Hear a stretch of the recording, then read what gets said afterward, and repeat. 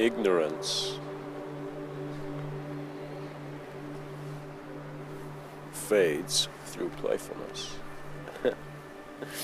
And so what that really means is that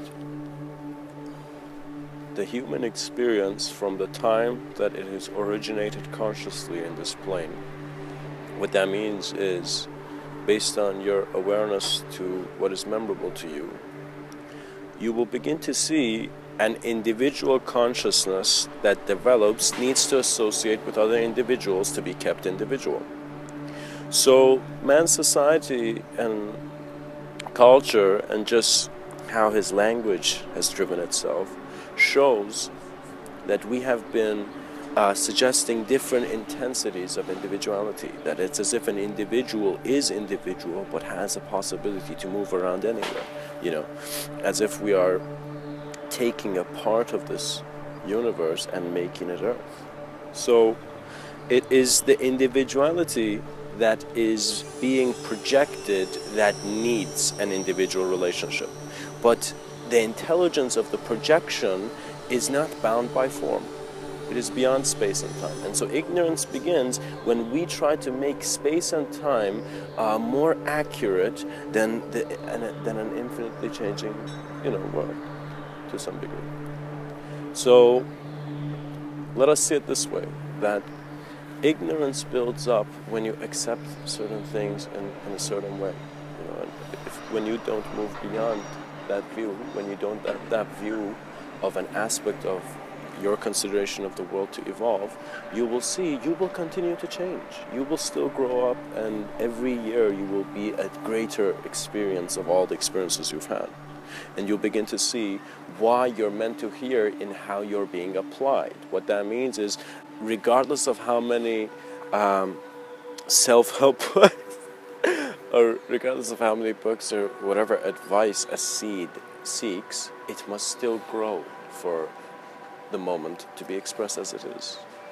So what that means is that our ignorance is in our assumption of how space and time are shaped to the character. But the character must know that the world is shaped to the intelligence of the storyteller, which is within the character's awareness. So if within your awareness you are aware of a collective consciousness as an individual, you will see that individuality is never just an individual experience. So the beings who are aware of their nature of being know that it is beyond an individual sense of talking about it and saying, this is who I am and this is what you are and whatnot. So contemplation is heavy, but then finds itself to be as light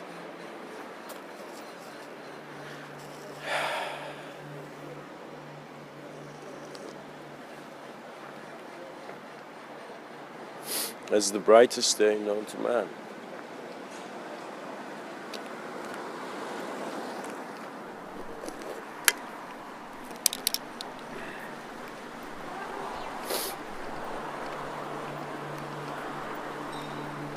We are a significance existentially beyond categorization.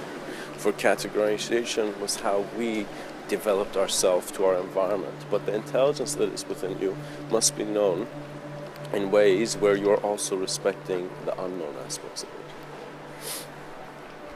So you are, let's say you like drawing or something, so you've been drawing, let's say. Now, let's say you like drawing so much, you begin becoming curious of how your moment is being drawn. You become curious of seeing how existential design is presenting itself.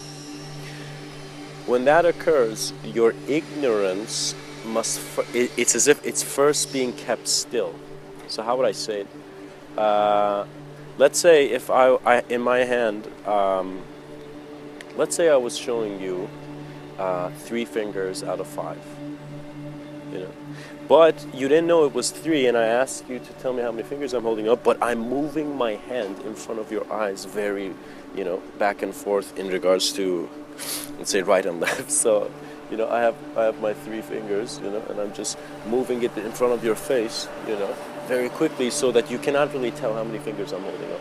You will see that in order for you to tell, you have to stop my hand And then you suddenly see, I have three, right? And so it's as if it would no longer be in a distortion, and then you clarify and know yourself. So similarly for human consciousness, the ignorance is the hand moving and us thinking that we cannot stop it.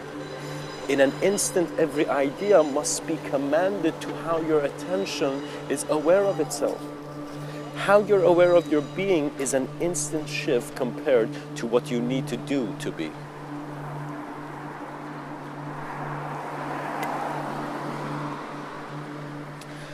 And playfulness is that moment when you see your reality doesn't have to be only real in the way that you are conceiving it.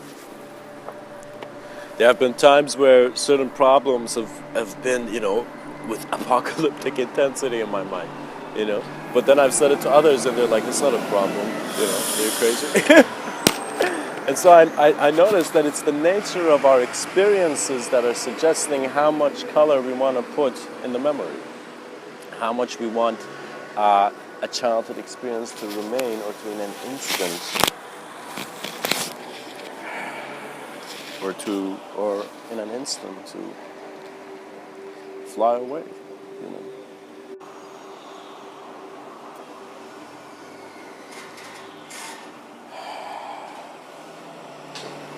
Ignorance is something you can't see, and that is why you're being ignorant. So you must see that there are blind spots to how you're steering your ideology and your certainty about what is the truth, Because if everybody wanted to say, this is the truth, this is the truth, this is the truth, and we made theories into, again, idols, there would be a confusion. We don't want to worship idols, we want to see the whole thing. And the whole thing is suggesting that it cannot be seen as long as you are remaining an individual. So the last remainder is how the concept stood in front of the stage, how the concept came into the eyes of man. Just stepped in front and just said, oh, this is how I look. This is how you can understand it. You know how many ways we are able to understand this current life that we're living, which we have not discovered, but our children's children would discover. So when we think about a future, so in the future that the present cannot be limited, it seems that the present was not limited.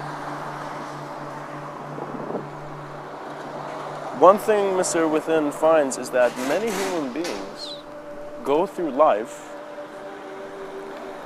in seeing that it's only their life. But that is only for how the human aspect of the experience is engaging it. The being aspect of it does not judge, for it is the awareness to all. So that moment when I turn on the flashlight, it does not judge. It lights up wherever it is directed to. But at the same time, my hand is moving the flashlight to different parts of the room. And so it seems that the mystic was really looking for something that was never there. Because in his exploration, he was recalibrating his sense of direct experience beyond ideology that had shaped direct experience, So just like how, let's say we are Googling something, a question we have, how do I get to this place? We just go to Google Maps that. So similarly, that sense of wanting to find an answer before going to the experience has also come in our human behavior to a degree where we don't want to directly experience the idea, but we rather talk about it. And so there were so many conversations I had where I just looked at it and I'm like, it's as if me and this person, it was as if the two people in the conversation were in their own world. And so the world of worlds is perhaps that same moment that two individual moments of experience share. The self is situated in the self in regards to an individual sense, knowing that it is present through a collective being. Now, what to do with all these words that we hear? Well, words are self-reflective. So any word I am saying is originating from how I have experienced this life. And how you're receiving this word is also originating from how you have experienced this life. And when I say experience your life, all your ideas are also part of that experience. Every idea you've had so far, you are calling it an idea, but it was an aspect of the experience of the moment.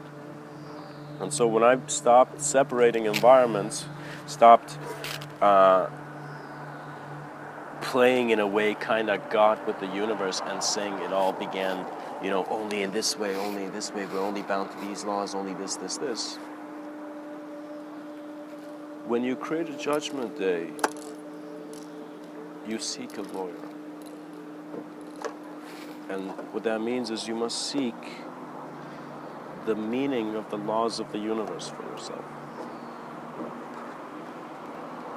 What I'm finding is that humanity has been sleeping. It's as if like the species was like, gosh, I'm so tired of working, let me just sleep. And it's like the whole species is sleeping forever, And it's kind of like, many people have been trying to create an alarm clock, but have wondered why. If bad is manifesting so much, why should I be good? The other day, a friend of mine was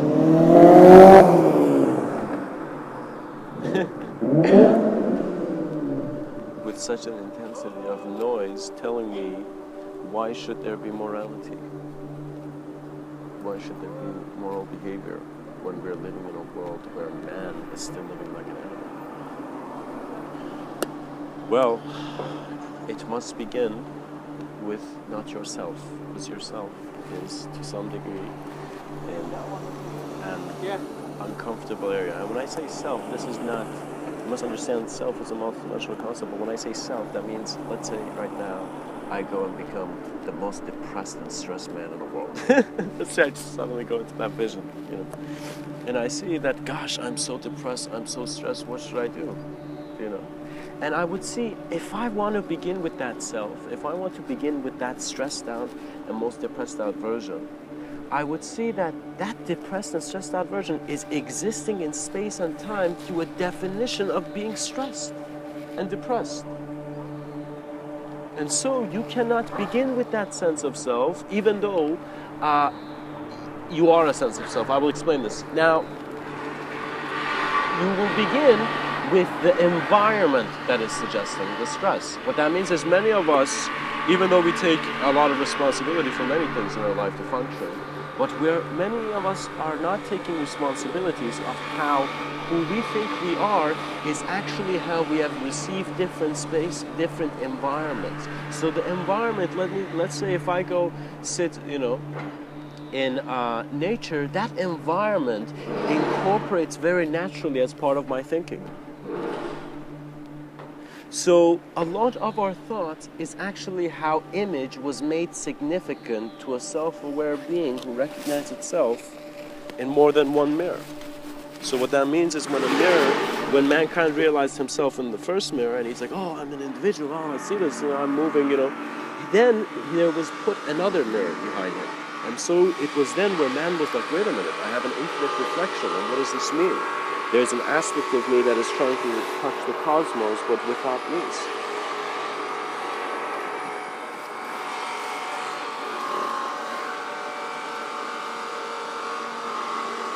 And even though the concept of surrender has been around, you must realize it is a surrender to the devotion of how this world of worlds has kept you present. So something I found very phenomenal when I realized in certain ancient cultures they were really drilling it in, was that there's a sense of divinity to life. There's a sense of your novel moment being untouchable, unspeakable, and even though we're trying to get to the center of the earth,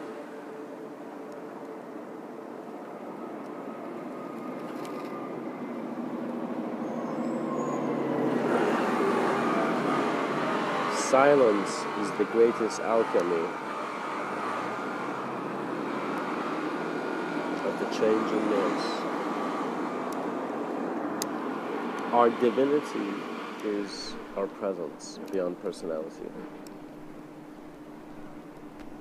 So the ignorance is how you have to be here on earth, and there could be no other way.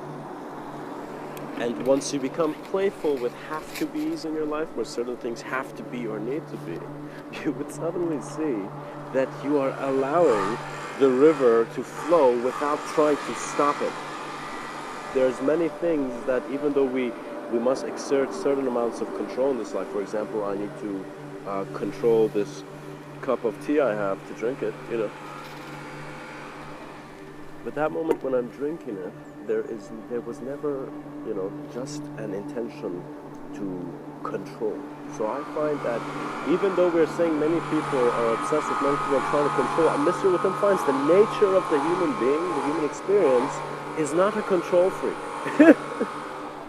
You know, it is actually the ability to put everything down and to observe it at once. To be comfortable. What that means is when I was young, gosh, when I would see an insect, I would kill it. I would be like, gosh, no, it could kill me. In my mind, the insect had, you know, I was so insecure, I had to kill the insect, you know. But later on, I went to nature and I sat down and I confronted that sense of subtle fear, and I just stood there.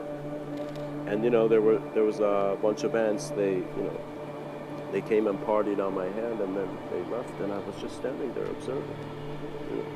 And I realized the fear makes us act before it is real, and that is when incapability is in our proximity. So what that means is at times you are very able, but before you become incapable, there's suggestions of it.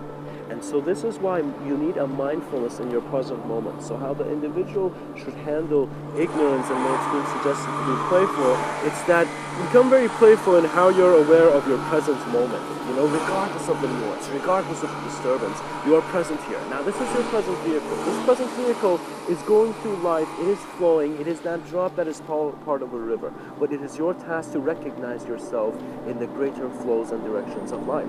It must come sincerely, it must come honestly, and it must come naturally. What that means is don't think about it too much, but walk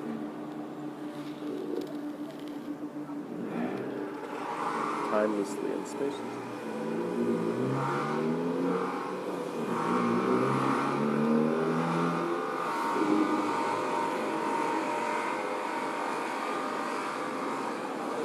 In our choices, we have always seen the choices.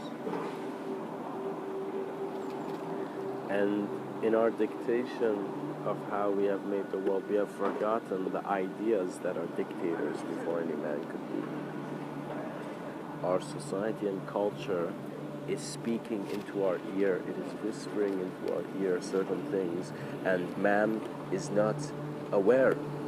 And when I say whispering things, that means it's not the society, it's not the governance's problem. It is just how humanity has evolved on this plane of existence. And how humanity has evolved is that the focus has come to ideology. Just look. When we are watching TVs, it means that the movement of imagery in front of us and the amount of stimulation it brings to abstraction and observance of possibility and wonder to see what the next scene holds, is suggesting we are creating on a subtle level an experience that is not real, but we are adjusting ourselves to make it real for ourselves. And so perhaps the concept of fantasy and sci-fi was a clue of how even when man acknowledges reality, he still dwindles into the unknown. He still dwindles into wondering what is real or not. And you know, now we have TVs and 3D movies suggesting very unreal scenarios on cinemas. But back in the day, there was the cinemaster, and he didn't have things of that much fantasy into it. But he had a dream where he was a butterfly, you know.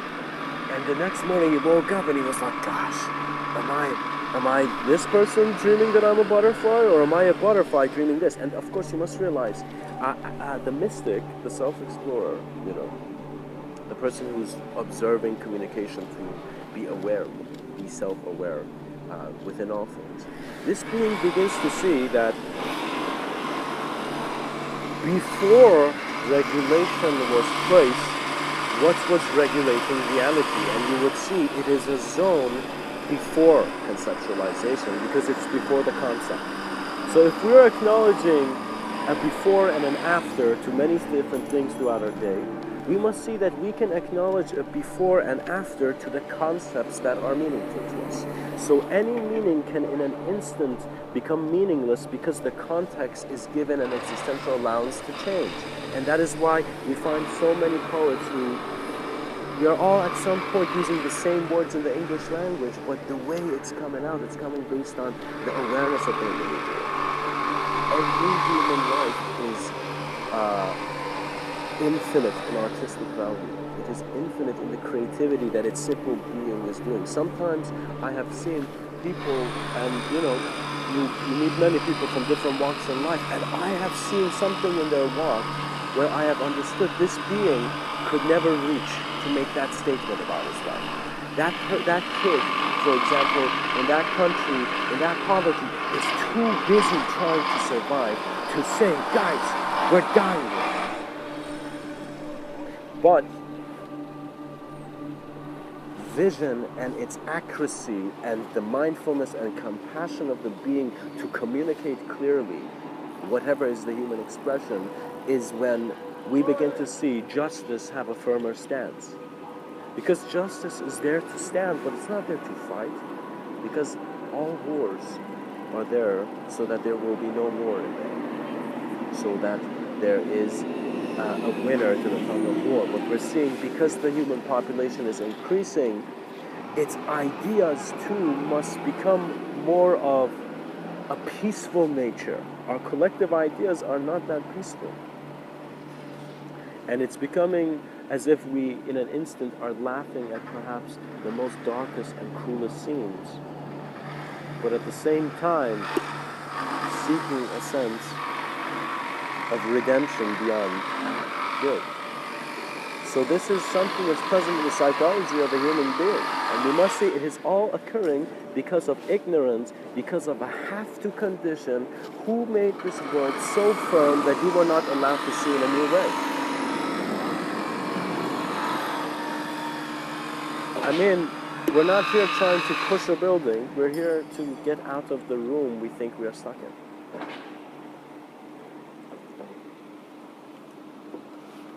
The design of your life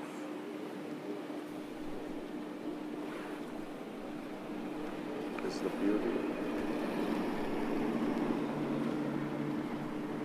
of the playfulness of the omniscient child. We're not here to have loud arguments. I notice me as a human being here.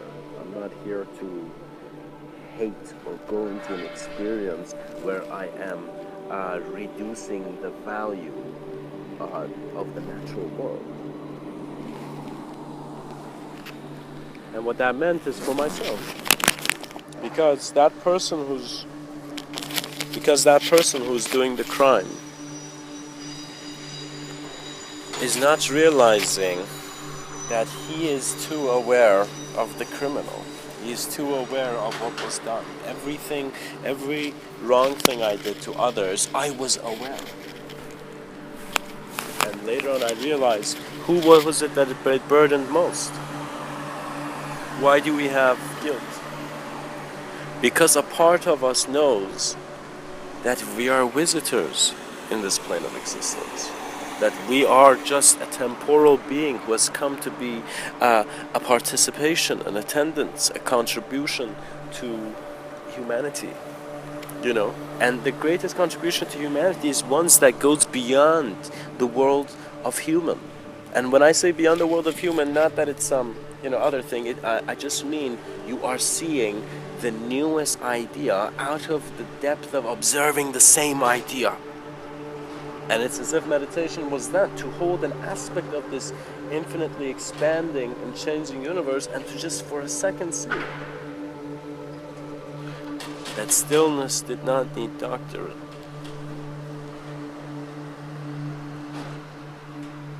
But all had seen through the unseen.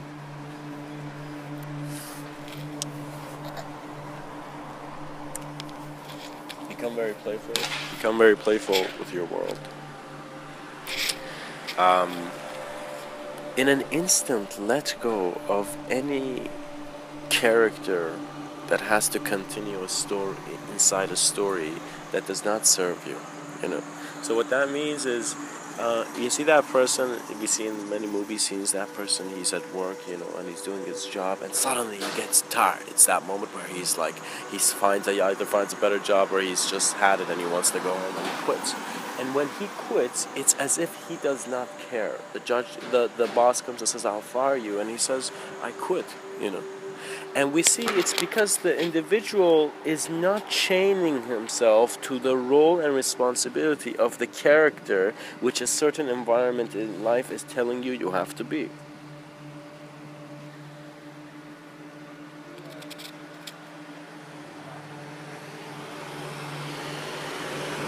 You are an existential allowance to be aware of any concept, and that is your freedom.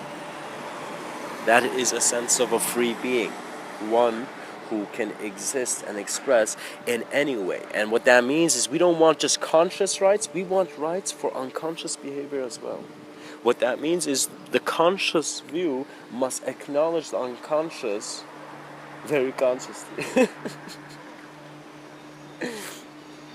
And what's being suggested is that we see in our world so far, we have had a development of human beings who are acknowledging the human experience as one in an individual consciousness. So for example, Mr.Within is speaking to you now, you see.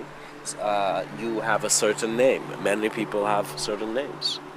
We are certain people, certain professions and whatnot. So it seems an individual is trying to be maintained to walk in this life. Now, we must also see that we too must develop collective consciousness. We must develop atmospheres for the allowance of collective consciousness to be acknowledged. And not to make this very confusing, but what I want to say is that just like how we are saying people can be so certain that we're individual, we must create the same existential allowance and just simple allowance for others to see that we can too be very collective. And so all those people who are saying they're religious, they are trying to find their experience present within a greater experience, and they will recognize that their lesson, the religious folk, is to understand you are seeking something that is within you. It seems you have divine nature, even though Eve did take an apple.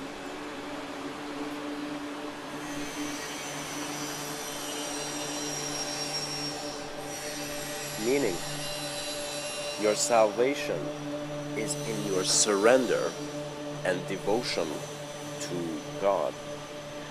For that devotion meant a surrender and devotion beyond the ideas you thought of God and beyond the idea that you think God has to be, which you then feel you must preach. Words are just words. Ideas are just ideas. But the vision of man is more than transcendental equity.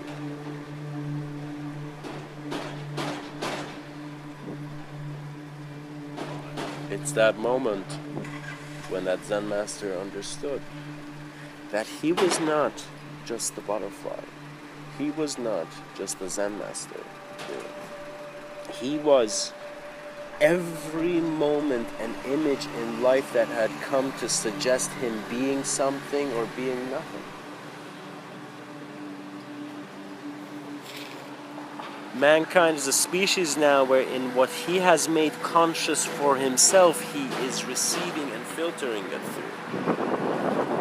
These words, for example, it's as if when I was born, I noticed humanity had already made a dictionary.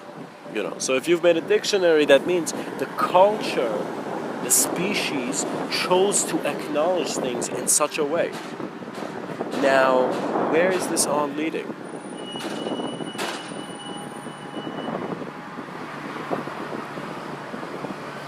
Perhaps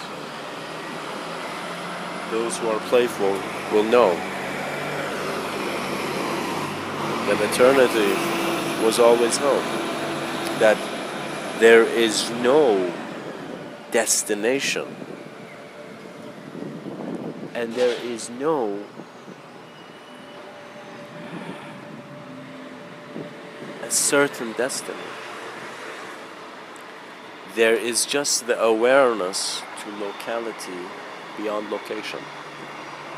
And once you existentially observe your whole moment as your being, not just your whole moment of experience as your being, not just the body, which is an aspect of your moment, you will see that everything in this moment of a conscious experience, and when I say conscious, we don't need to even visualize that as anything, just now.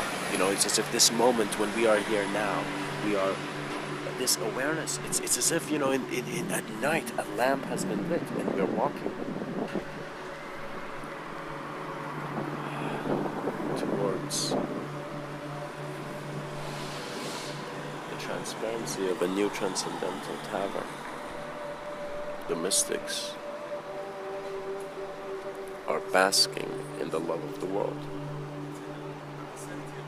You are playful, for there is nothing wrong. Let go and trust all life.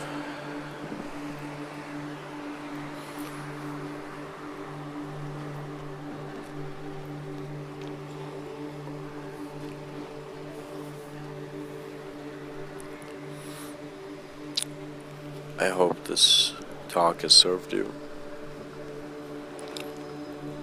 Ignorance fades through playfulness, because in playfulness, the existential allowance of the being is such infinite and that it is not bound. You know, so imagine that moment where you were so happy to just to hear, you know, a very nice joke or something. You know, you did not care about what the facts of the joke. You did not care about, you know, per se the details per se of the joke, but you cared about how the joke was communicated, and you received and expressed the communication back. Humanity must be aligned by the beauty in its communication rather than the dullness in how he makes a world too solid that it seems the only way out is to break.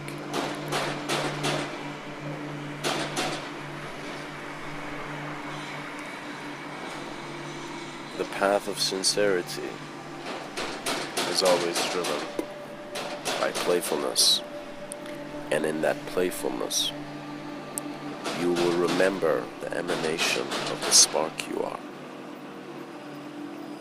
For you will look at ignorance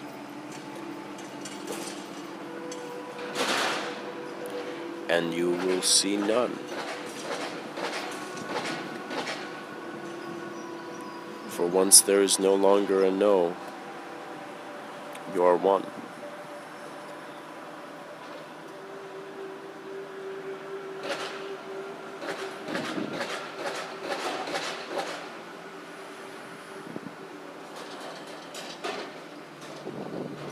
Through every breath,